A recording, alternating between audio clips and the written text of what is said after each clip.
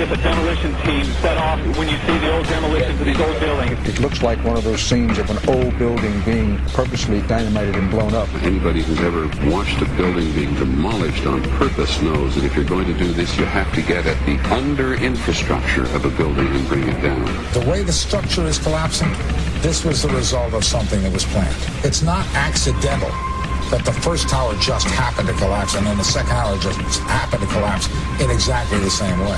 How they accomplished this, we don't know. The building collapsed to dust. You don't find a desk. You don't find a chair. You don't find a telephone, a computer. The biggest piece of a telephone I found was half of the keypad, and it was about this big. What happened to the concrete? The concrete was pulverized from river to river. There was dust powder 2-3 inches thick. The concrete was just pulverized. In addition to those pictures we've all seen too much on television before, when a building was deliberately destroyed by well-placed dynamite to knock it down. If they had detonated, they were planned to take down a building.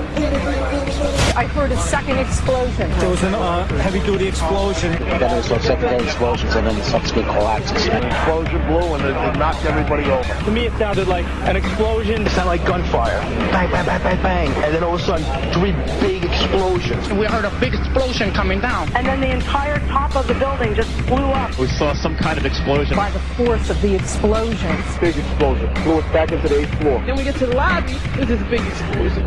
The lobby looked as though a bomb had exploded there. A huge explosion now, raining debris. It's been a huge explosion. Huge explosion that we all heard and felt. We just witnessed some kind of follow-up explosion. We heard a very loud blast explosion. The secondary explosion at Tower 1 camp. That is another bomb going off. He thinks that there were actually devices that were planted in the building. Planted in the building.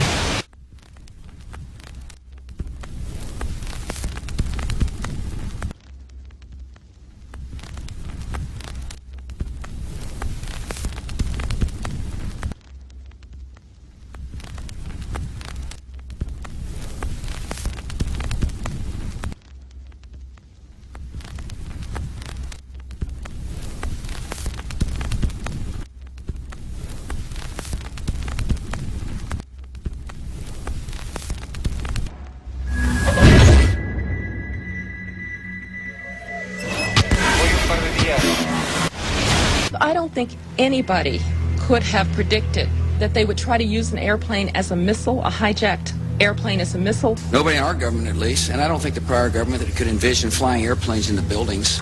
No specific threat involving really a domestic operation or involving what happened, obviously, the city's airliner and so forth. There were no warning signs that I'm aware of. USA Today reports that in the 2 years before the attacks on September the 11th, NORAD conducted exercises using hijacked airliners as weapons. And one target was the World Trade Center.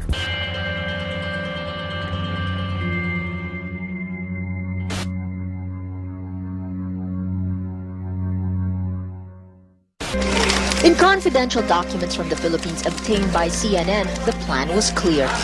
He will board any American commercial aircraft, control its cockpit, and dive it at the CIA headquarters. Other buildings targeted the Pentagon and the World Trade Center. Security and counterterrorism was blinking red, in the words of George Tenet, that the warnings of an imminent attack were so severe that something dramatic should have been done. It was unparalleled. Instead, our president went on a month-long vacation.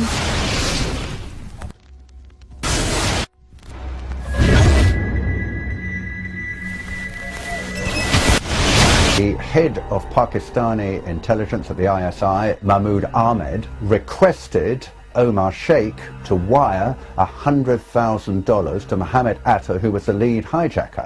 Hijacker Mohammed Atta received wire transfers via Pakistan. The man sending the money to Atta is believed to be Ahmed Umar Saeed Sheikh. Omar Sheikh admitted he was supported by the Pakistan government's intelligence service, the ISI.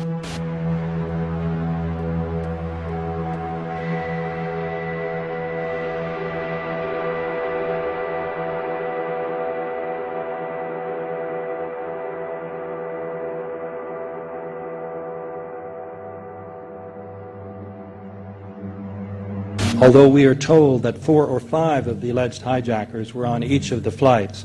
If so, their names should have been on the flight manifests. But the flight manifests that have been released contain neither the names of the alleged hijackers nor any Arab names whatsoever. We know that the men who were supposedly the hijackers had their houses, cars, credit cards paid for by the U.S. government. They were, in truth, agents. Evidence was also apparently planted. The passport of one of the hijackers on Flight 11 was allegedly found in the rubble. Goes through the fireball, through the side of the plane, and comes down to the ground unscathed. But something happened. For 6 months they reported they had this passport. Boy, we've got it, we've got the proof. And then the guy stood up and was alive. Several of these 19 men are still alive.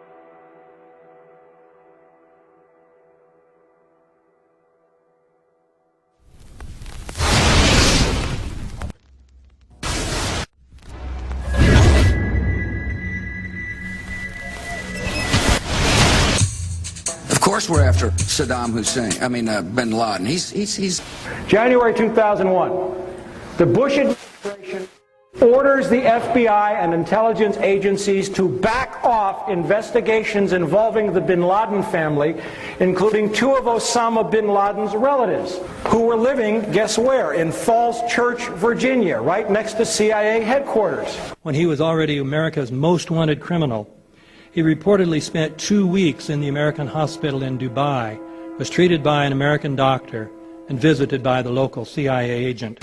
We have not seen one piece of evidence that links Osama bin Laden directly to the planning stages of September 11th. This failure to provide proof was later said to be unnecessary because bin Laden, in a video allegedly found in Afghanistan, admitted responsibility for the attacks. This confession is now widely cited as proof. But the man in this video has darker skin, fuller cheeks, and a broader nose than the Osama bin Laden of all other videos. We again seem to have planted evidence.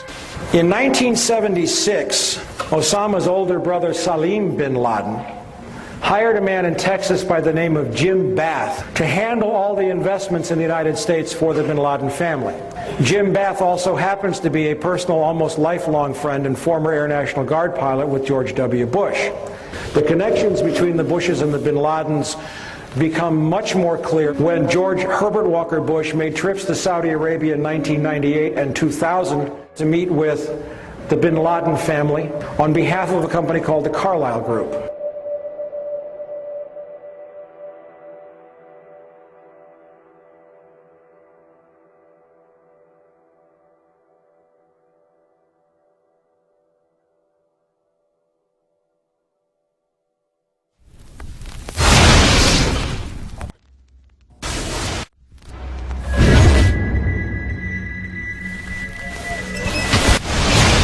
How could anyone fly a 60-ton, 125-foot wide, 44-foot tall plane through this obstacle course? The aircraft, before striking the Pentagon, reportedly executed a 270-degree downward spiral, and yet Hani Hanjour was known as a terrible pilot who could not safely fly even a small plane.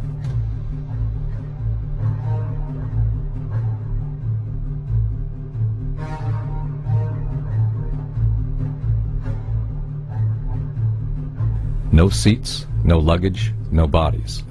Nothing but bricks and limestone. The official explanation is that the intense heat from the jet fuel vaporized the entire plane. Flight 77 had 2